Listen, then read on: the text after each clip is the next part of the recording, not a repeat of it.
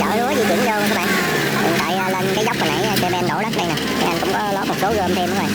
Rồi đất ở đây hơi lúng nha. Ôi, đổ rồi.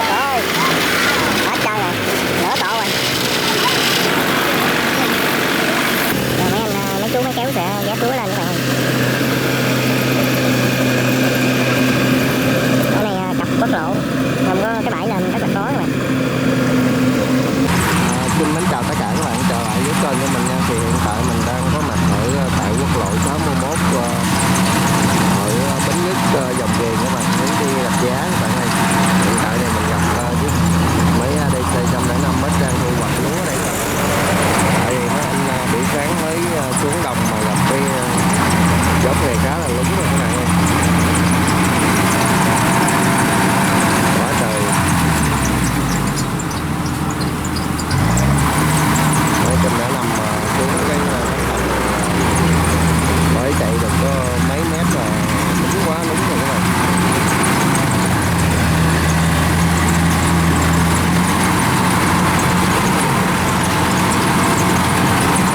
Quá trời đất rồi dĩ rồi.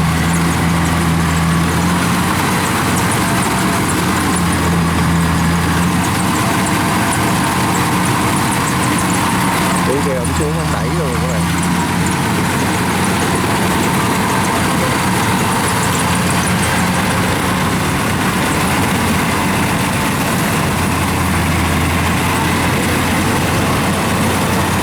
Rồi thoát ra được cái lỗ này các bạn ơi.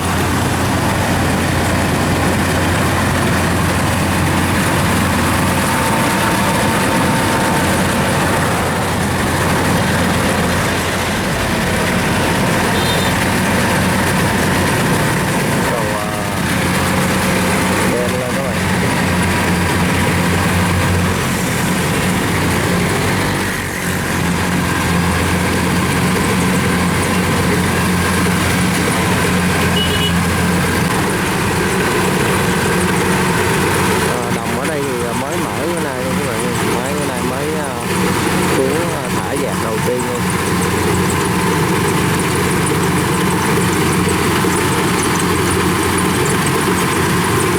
Thì hiện tại mấy cái miếng ruộng ở đây cái bãi xuống rất là lúng các bạn. Nên giờ phải kêu xe ben ha. Hiện tại thì đang chạy đất lại để đổ cái lề cho máy lên xuống chở lúa rồi. Rồi đầu xe ve xuống đổ đất ha.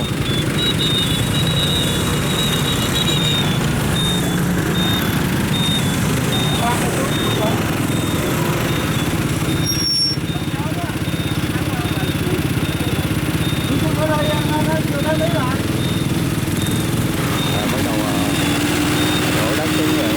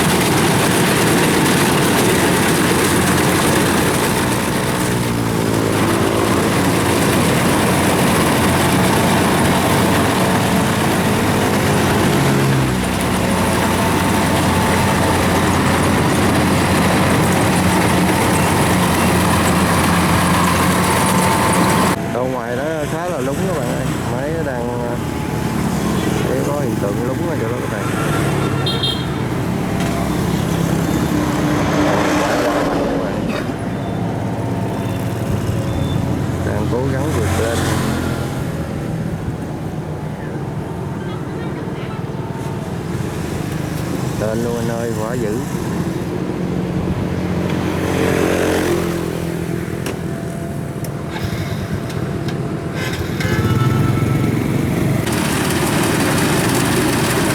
Ở đây miếng ruộng này nhỏ các bạn ơi, nằm trên một công đất này các bạn.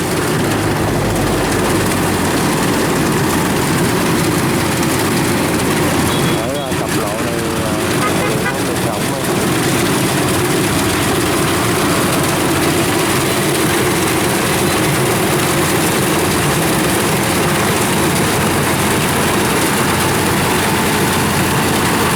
Hiện tại mình thấy anh máy kéo anh đang di chuyển máy xuống các bạn ơi. Bắt đầu chạy qua cái bờ đất hồi nãy xe ben đổ đây các bạn.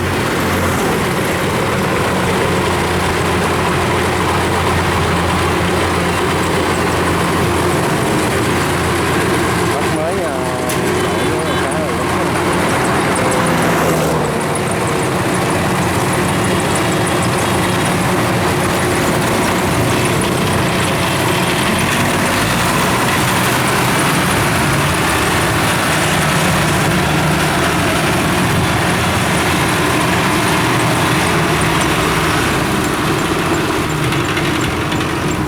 Rồi bắt đầu cặp máy qua tải lúa qua các bạn.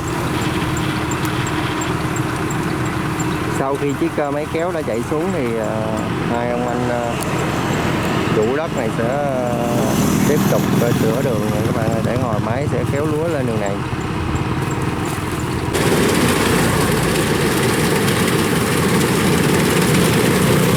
Bắt đầu thả xuống vạt này, thả lên vạt nữa thì hết cái đường giữa các bạn. Còn cộng này thì xử lý mấy cái lúa cặp bờ các bạn, chứ mấy chỗ mà nãy xuống bị lúng á.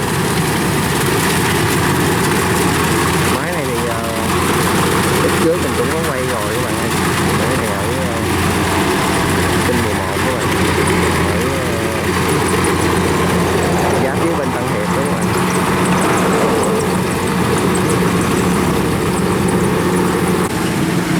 Hiện tại máy đang xử lý lúa cặp bờ các bạn ơi.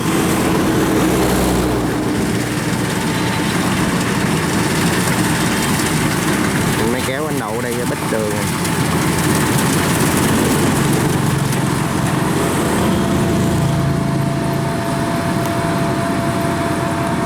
Còn tài xế đợi anh máy kéo các bạn.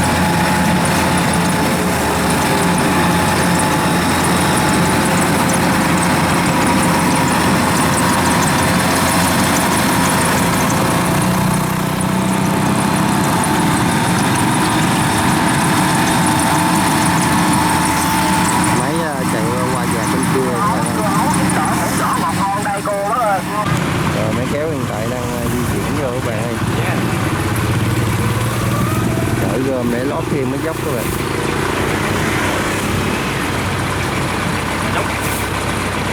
Đại vậy không già nữa hả?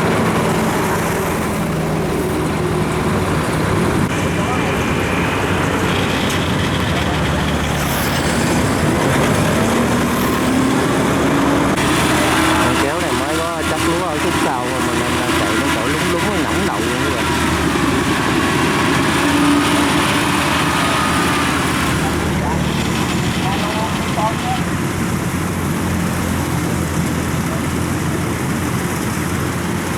Chiếc máy 105 này chạy rất là nhanh các bạn ơi.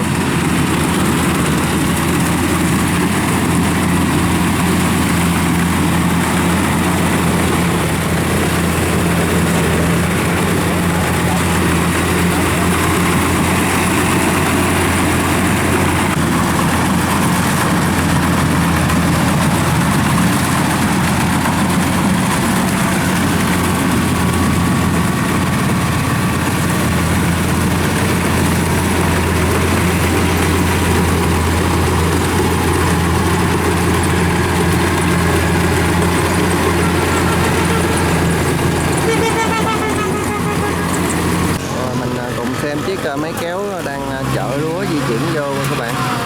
Hiện tại lên cái dốc hồi nãy xe ben đổ đất đây nè, thì anh cũng có lót một số gom thêm các bạn. Rồi đất ở đây hơi lúng nha.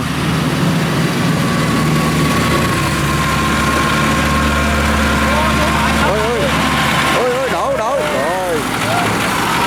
hết trơn rồi, nửa cộ rồi.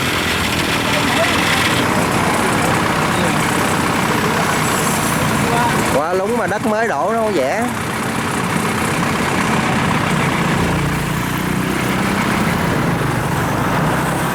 Rồi hiện tại thì lên cái dốc này hơi lúng nên mấy anh mới kéo đổ lúa xuống rồi. Này hơi mất công chút xíu nha. Rồi mấy anh sẽ sửa mấy bao lúa và chất lên lại các bạn ơi. Này thu hoạch lúa mà cái đường lên hơi khó nha. Rồi mấy anh mấy chú mấy kéo sẽ vét lúa lên các bạn ơi.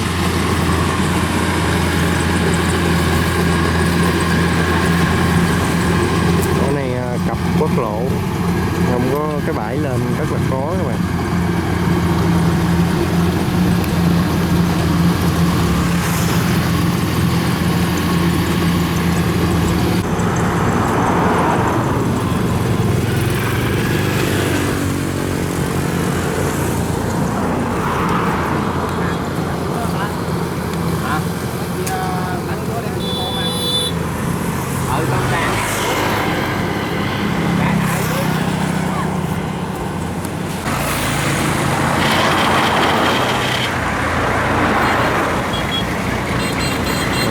Xe lại các bạn ơi.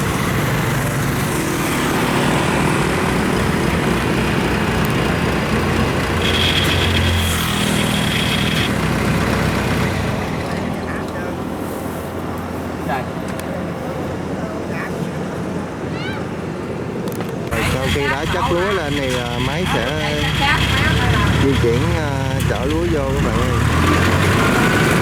Di chuyển máy trên quốc lộ 61 rồi.